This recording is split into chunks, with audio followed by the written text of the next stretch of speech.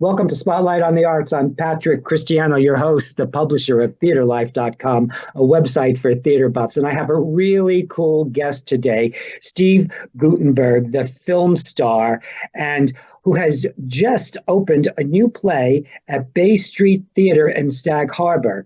And it is called The Bible According to Guttenberg. Is that correct? No, it's called Tales from the Gutenberg Bible, but I knew I had it wrong. That's why I asked you. that's okay. That's okay. I'm glad to be on your show, Patrick, and we're so thrilled to be at the Bay Street Theater in Sag Harbor. It's a really terrific place, great space. It's got a wonderful audience, and we really are enjoying doing our play, which is about family and ambition, about Hollywood, about kindness and love and understanding and thoughtfulness. It's a good show.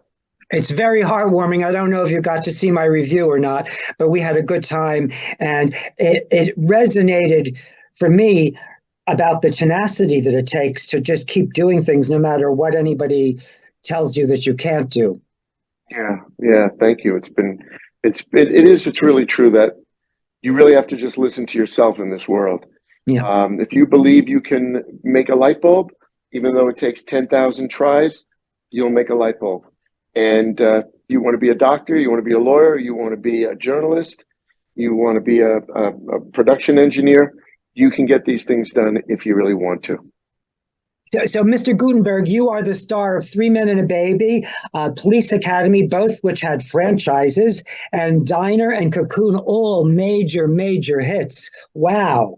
Now this play you've written is kind of your story about how you got started in show business in Hollywood and your journey to the top to world fame.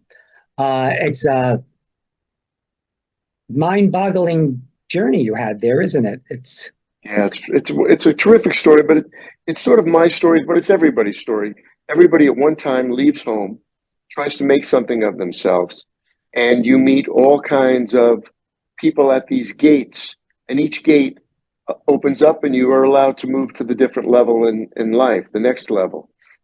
Whether you want to be any profession, an artist like an actor or a doctor, or you want to be a carpenter or an architect or a street sweeper, you've got to leave your house and have the guts to try. And I was very lucky. I left my home at 17 to go out to Hollywood and become an actor. And my parents were very supportive. The whole family was. So I'm really lucky. That story about you getting on the lot that's in the play is one of, I think, is a riot. How you managed to get on the lot, get an office, get a desk, get a telephone too at the same time, and watch them make movies for a year. Whoa. Yeah. I got really lucky. Yeah. I got very lucky. And yeah. How much did you learn in that year? Did you learn a lot of stuff watching? Yeah, you learn a lot by being on a movie set or a television set. You can go to film school and you can go to acting school, but there really isn't anything like dealing with live bullets. And I was lucky to be able to have the chutzpah to push myself into the Paramount lot and commandeer an office and be able to sneak onto different sets and watch people shoot. It was too cool. It was too cool. It really was. But listen, now your play has 90 characters, 3 actors and you. The other actors play all the parts around you. And we have a little sizzle reel that teases everybody about this. I want to show it to them right now so they can get just a little feel for what you're doing. Can we have that, Jody?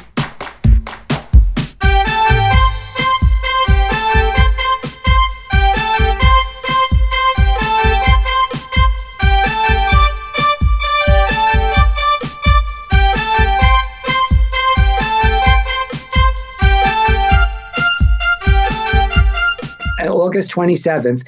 And what else do I want to? Oh, I digressed a little bit because I wanted to show that reel. But you've worked with so many interesting people.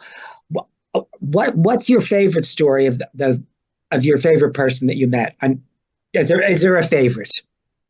Probably the favorite person I met is my father, who Ah, always inspired me and always was behind me. And both my mother and father were always behind me to become who I became as an artist. They let me leave the house at 17 and go out to Hollywood, which I don't think anyone would let their kid at 17 leave and go out to Hollywood now. And I just got the ability to be fearless, and I think that that is a quality that you need if you're going to be an artist. To just be fearless and go out there and sing your own song, and then you never know what's going to happen. You know, someone might like your song, and then say, "Hey, come sing it at my theater. Come sing it on my television show. Come sing your song on my movie." Yeah, I think you had fearless instilled in you, and you just your parents cultivated it so it got stronger and stronger. So you really understood who you were and took the actions you needed to do when the opportunities presented themselves. It sounds like to me. Yeah, very And that much. your father resonated throughout the play, and especially when you're talking to him on the phone and how he's encouraging you all the time. Um, it was really clear that he was a defining presence that helped you be all the things that you had the potential to be. Yeah, was a very wise man. He passed last year, but he really believed in enjoying life while you're working hard. And he believed in study, education. He was someone who was quite optimistic about life, and he just saw every day as an opportunity to improve yourself, to learn, to grow in all kinds of different ways, and to give, be generous of yourself to everybody else. Yeah, and you honor him by manifesting all that and showing it by the things that he instilled in you.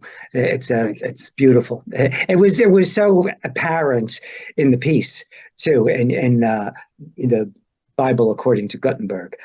Yeah, Gutenberg, excuse me. yeah, Uh, do people mix up your name like that often, or do they always get it right? yeah. Pretty much now they get it right because I'm pretty well known. But when I was younger, it was always something that somebody played with because it is quite a long name. But you know, uh, Schwarzenegger sort of put that to bed, I guess. So you're a chip off the Schwarzenegger block a little bit, right? Yeah, maybe, right? I guess so. Do you have further plans for this piece, or are they talking about taking it on the road? Because this sounds like this would work so well for your Yeah, fans. I mean, they'd want to come see how you got started and see you in person. It seems like it would be you'd have a built-in audience, no? yeah. We want to take it out to Chicago and to Dallas and Miami and Los Angeles. We want to take it to London and Paris. We are going to take it to Australia and Germany. Paris too. Wow. Yeah, Yeah, yeah, I because mean, they we are. actually do. They do English. They do English language plays in Paris. Uh-huh. You have a dynamite cast. They are so. Incredible. That's Arnie Burton and Karine Montalban and Dan Dominguez and Steve DeRosa. Pretty fantastic. They have to do some razzle dazzle work there. It's really hard lifting. It is, and it's just they're so talented. I'm so lucky. And people mistake it for a one man show, which it's not. It's No, an it's not. actual play. It's a play. So can we talk a little about David Saint, your Yeah, director, and he had a lot to do with shaping the play. Is that correct? absolutely. I brought the Julian Schlossberg, who's a great producer, had the idea to do the play, so I wrote it with Julian helping me, and then he and David Saint edited it, and they edited it down from 300 pages to 68 pages, and it was then ready to perform. And my dad passed in July, and they called me in November and said, "Do you want to do this?" And I said, "Yeah, definitely." And that's when it happened. And whose idea was it to make all the supporting characters so outrageous like that? And is that something you? Yeah, go ahead. I think that was, well, we actually did think about doing it as a one man play. And Julian had the thought, no, no, no, do it as many different characters. Let's get three other actors to help you out. And especially when you go on the road, you're not going to be alone, which is great. Yeah, terrific. So, but they have an outrageous zany quality to them, all of them. It almost feels a little vaudevillian. Um, and Yeah. was where did that inspiration come from? But that's David Saint, and his direction was just brilliant. David edited it down with Julian, and also really helped create the entire tone and the structure of the play. Yeah, because And I love that makes a zany madness. It's all around you, and you're yeah, kind of in the center trying to figure out how do I navigate all this craziness that's yeah, all swirling around me. It was very, very creative of him. I thought it was very yeah, clever too. It works nicely. fantastic. Yeah, Yeah, yeah, yeah. really worked out great. Well, how are we doing on your time? I don't know how much time we've done, and I don't want to take too much of it, but Oh, you're so sweet. we're good. We got 5 more minutes for sure. Oh, fabulous. Fabulous. So when you go to rehearsal, do you get excited? I mean, when you go to do the performance, do you still get nervous every night a little bit? Oh yeah, I get to fly an airplane, so Do I you really fly? enjoy it. No, I Do you? don't, but But it's that's like a flying. I understand. metaphorically. I Yeah, get yeah, to yeah. start up the airplane and I've got some great co-pilots with me, and we take off and we start flying, and we go through some turbulence, and we go up and down in the wind, and we go in and out of the mountains, and then finally we land safely. And the audience has been loving it. It's been a Oh, great audience, I and was there. everywhere we've been. I was there opening night. They loved it. They had a great time. They laughed Yeah, continuously throughout. yeah, they Uh, did. did you have fun too? I did. I had a ball. It was so much fun. So much fun opening night, and every night. Every night it's basically a very similar an experience, which is it's thrilling, and you've got to keep your attention pretty razor sharp, um, and you have to gauge the audience and find their timbre and find out how they feel that day.